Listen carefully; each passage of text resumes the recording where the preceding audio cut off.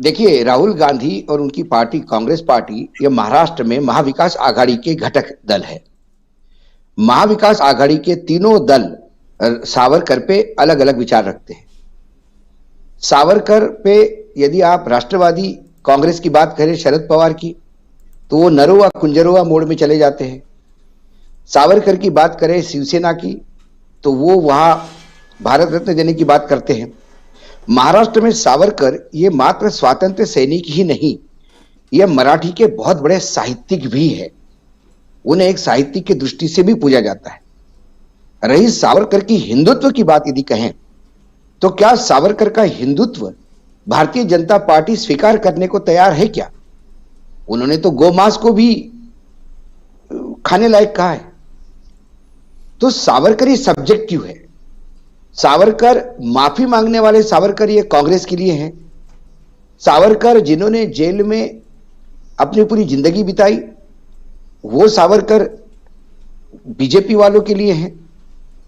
सावरकर मेरे जैसे लोगों के लिए एक बहुत बड़े साहित्यिक है।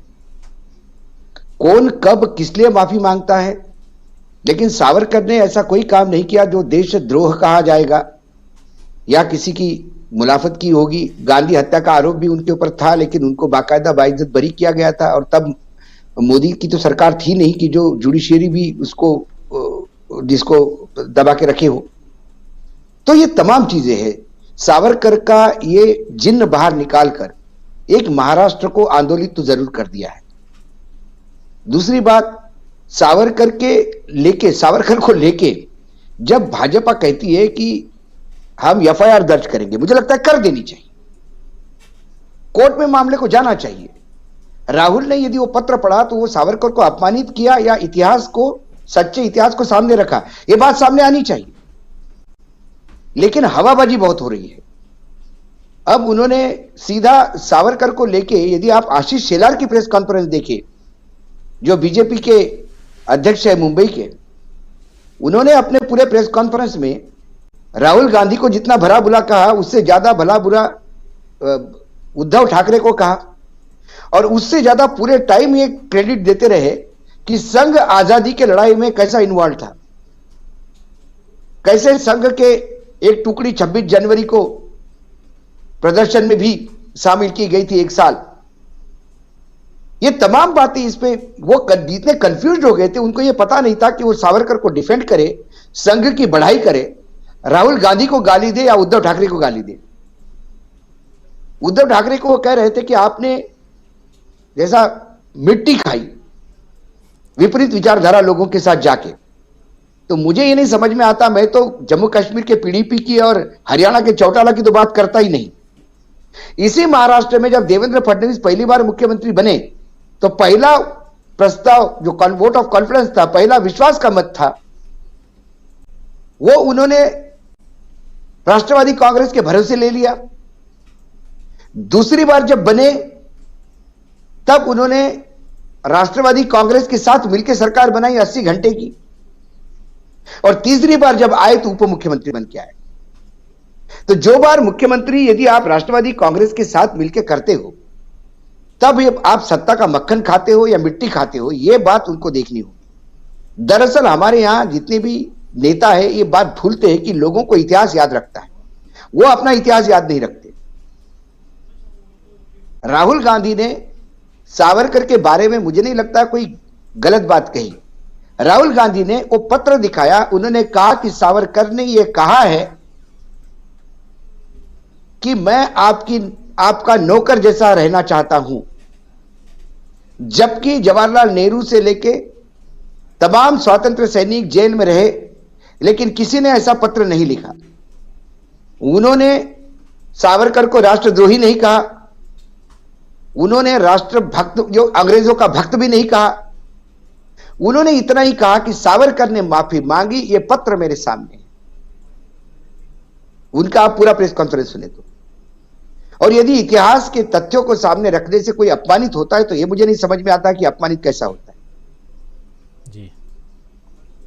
तो राहुल गांधी के इससे मुझे नहीं लगता कि इस वक्तव्य से गुजरात में कोई फर्क पड़ेगा। और आपने कहा कि वो गुजरात बहुत डिमांड है जाने की, तो वो जब मध्य प्रदेश में एंट्री कर रहे हैं, मध्य प्रदेश में प्रवेश करने के बाद वो बीच में गैप लेके 3 दिन के लिए शायद गुजरात का भी दौरा है उनका, वो ऑलरेडी शेड्यूल्ड है, तो वो गुजरात जा रहे हैं। बीजेपी वालों को यदि बहुत डर लग रहा है कि वो गुजरात क्यों नहीं आ रहे, तो बीजेपी वालों को डर है, इसलिए वो बार बार कहते कि उनको डर है कि क्यों नहीं आ रहे, तो आएंगे तो क्या होगा, क्योंकि अकेले केजरीवाल ने इतना तड़का लगा दिया है कि ये रिजल्ट नतीजे कुछ भी आए। लेकिन आज राजनीति में जो लड़ाई है वो तो इतनी टाइट हो गई है कि 1 लाख करोड़ के प्रोजेक्ट अनाउंस करने पड़ रहे हैं, और बड़े बड़े मंत्रियों को, जो अभी सर कह रहे थे कि जो सर ने ओपनिंग किया था उसमें कहा था कि यह लड़ाई एक तानाशाही प्रवृत्ति के खिलाफ है, वो तानाशाही प्रवृत्ति लोगों के दरवाजे पे भीख मांग रही है, वोट की घुस घुस के 1 to 1 दरवाजे, डोर टू डोर जाना पड़ रहा है।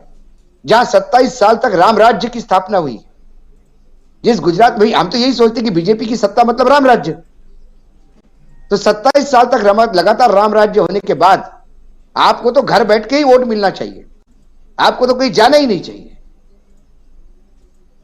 यदि राम राज्य स्थापित होने के बाद मुझे नहीं लगता देश की जनता इतनी मूर्ख है कि आपको सत्ता से हटा देंगे, लेकिन फिर आपको जगह जगह गली गली जाना पड़ रहा है, कांग्रेस के 17 लोगों को लेके आपको टिकट देना पड़ रहा है। आपके जो लोग थे, होनहार जो मंत्रिमंडल था आपका, उनको घर भेजना पड़ रहा है, और जो घर भेज दिए फिर उनको राज्यसभा लाने का लॉलीपॉप देना पड़ रहा है। जिस येदुरप्पा को आपने किसी काम का नहीं समझा, उसे फिर पार्लियामेंट्री बोर्ड पे लाना पड़ रहा है। यह तमाम एक्सरसाइज दिखता है कि आपके पैरों के नीचे की जमीन खिसक गई। और सवाल मैं बार बार कहता हूं, गुजरात का राज्य ये छोटा राज्य है, कोई बहुत बड़ा राज्य नहीं है। महाराष्ट्र, कर्नाटक और बाकी राज्यों की तुलना में, बंगाल, बिहार, यूपी की तुलना में छोटा राज्य है। 26 सीटें हैं लोकसभा की और 182 का हाउस है। लेकिन ये छोटा राज्य इतना बड़ा तड़का देगा, इसके नतीजे यदि ये हार जाते हैं तो 2024 का चुनाव क्या वर्तमान नेतृत्व के साथ लड़ा जाएगा, क्या नेतृत्व बदलेगा? और यदि ये 95-94 तक आ जाते हैं तो फिर सवाल उठेगा कि क्या नरेंद्र मोदी का ब्रांड खत्म हो गया है अपने ही राज्य में, जब जो लेने को तैयार नहीं लोग उनको, क्योंकि 2002 से लगातार उनका रिकॉर्ड गिरने का है।